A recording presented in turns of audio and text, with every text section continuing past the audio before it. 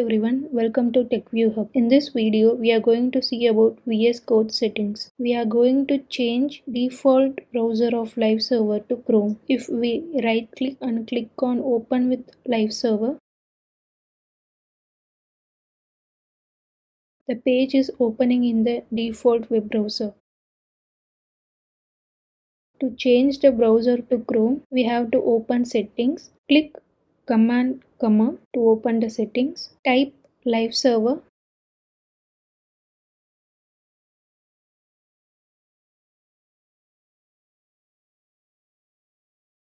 and here change the custom browser to Chrome and save.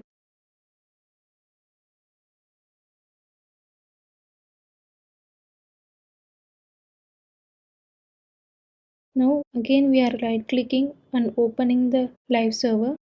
Now the page is opening in Chrome. Thanks for watching the video.